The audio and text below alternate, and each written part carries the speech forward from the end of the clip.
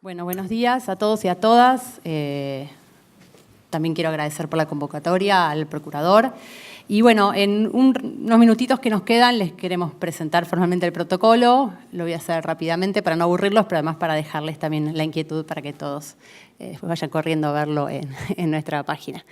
Bueno, les cuento rápidamente, el protocolo está pensado en dos bloques, digamos, hay algunos capítulos iniciales que son más conceptuales y después hay otros capítulos que específicamente determinan medidas que nosotros sugerimos que se tomen en los distintos escenarios, en la escena del crimen o del hallazgo o el medio de enlace, en la autopsia, y finalmente todo lo que es el litigio propiamente dicho, la investigación y el litigio de los casos. Ay, perdón, disculpen. Bueno, y finalmente el protocolo concluye con unas checklists, o sea, hemos separado algunas de las medidas que consideramos imprescindibles para la escena del crimen, de modo tal que el fiscal o la fiscal que está en ese momento, que en general tiene poco tiempo para pensar, pueda directamente verificar si las medidas sugeridas se han cumplido o no. Esto es un mecanismo que nos resultó mucho, inclusive en otra guía que tenemos de investigación de casos de violencia doméstica, ¿no? La posibilidad de hacer un resumen al final que sea más práctico para el fiscal o la fiscal. Bueno, ¿cuál sería el ámbito de aplicación del protocolo? ¿Para qué está pensado el protocolo? Los casos, nosotros lo que sugerimos es que el protocolo sea usado en cualquier muerte violenta de una mujer, aunque en principio no sea un femicidio. Aunque no veamos tan claramente el componente de género, sugerimos que igual se empiece a pensar desde la lógica del femicidio. Y en ese sentido estamos pensando en el homicidio de cualquier mujer, pero también en los casos de suicidio, de accidente o de muertes dudosas. Porque, como decía recién Mariela, muchas veces esos casos solapan verdaderos casos de femicidio. Entonces, aquí también sugerimos la utilización del protocolo. También hay otros casos, como los casos de tentativa o los femicidios vinculados, cuando las víctimas son varones u otros crímenes de género, en los que el protocolo, si bien no se usa directamente, puede darles pautas también para investigar que resultan útiles.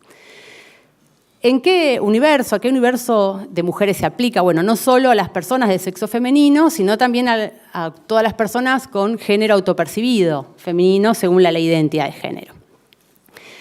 ¿Cuándo se utiliza el protocolo? Desde el inicio de la investigación hasta su finalización, porque están pensadas medidas y recursos para todo el transcurso del proceso. ¿Cuáles son los objetivos del protocolo? ¿Por qué pensamos en un protocolo? Primero, para incorporar la perspectiva de género, como recién explicaba Mariela, para identificar los signos e indicios de la violencia de género, para promover la coordinación intra e interinstitucional, que es uno de los déficits que advertimos, y además para garantizar los derechos de las víctimas.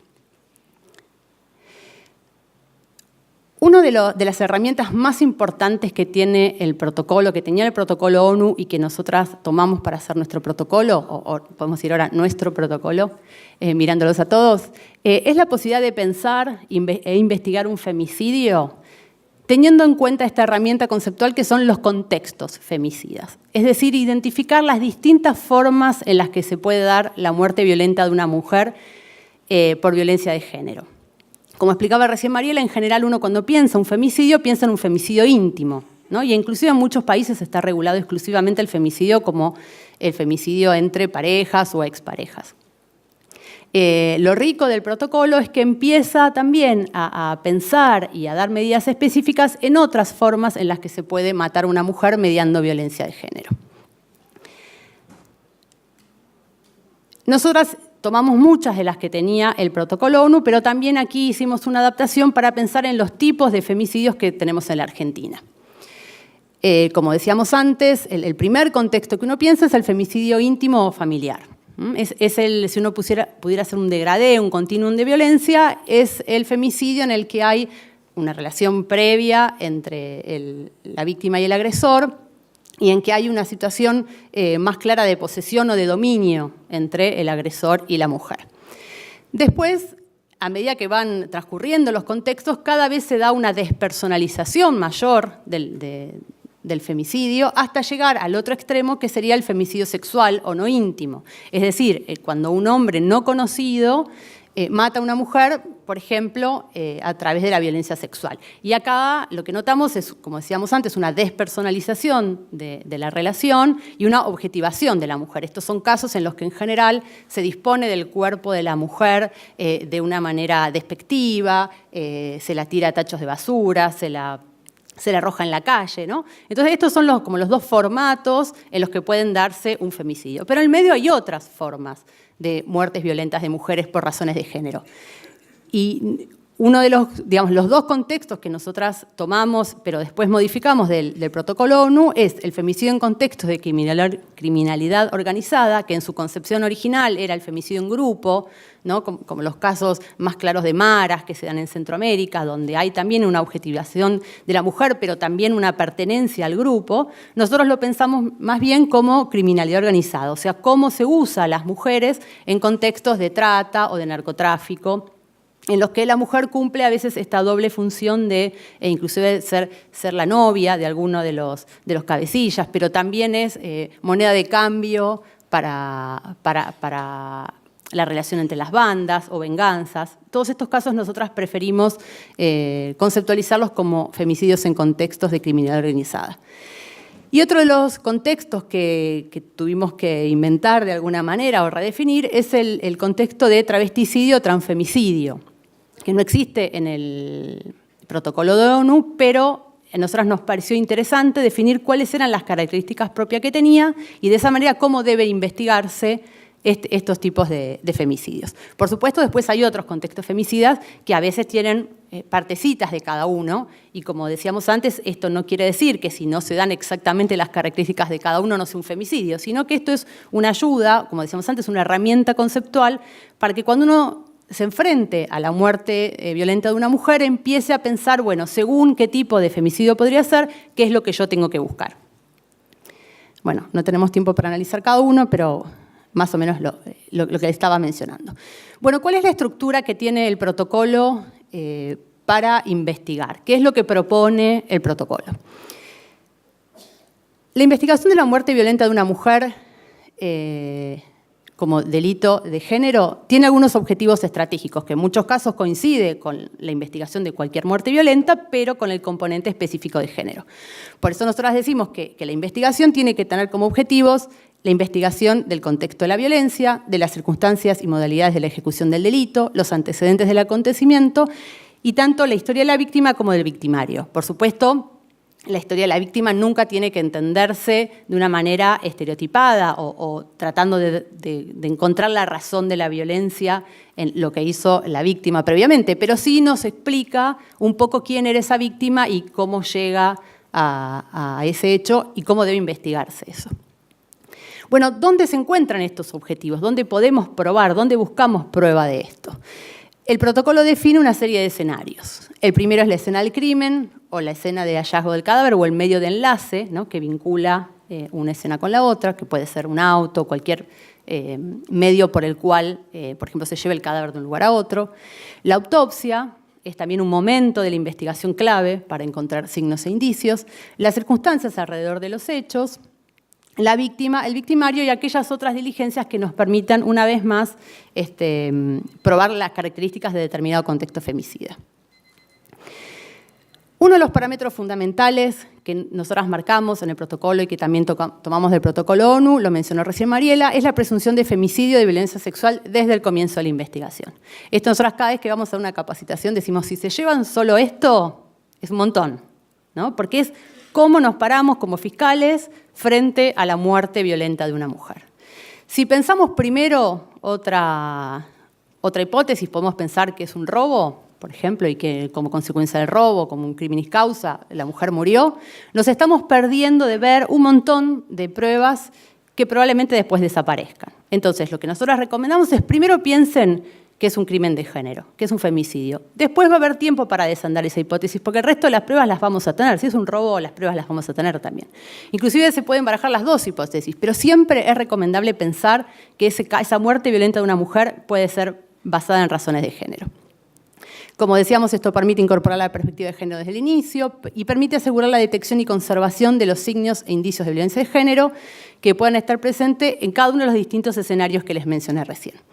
Esta es una forma, según los organismos internacionales de derechos humanos, además de asegurar el deber de debida diligencia reforzada que rige para estos casos. Otro de los parámetros que tratamos de fortalecer en el protocolo es la coordinación inter e intrainstitucional, para finalmente llegar a este concepto, ¿no? ¿Cómo se investiga de nuevo el femicidio?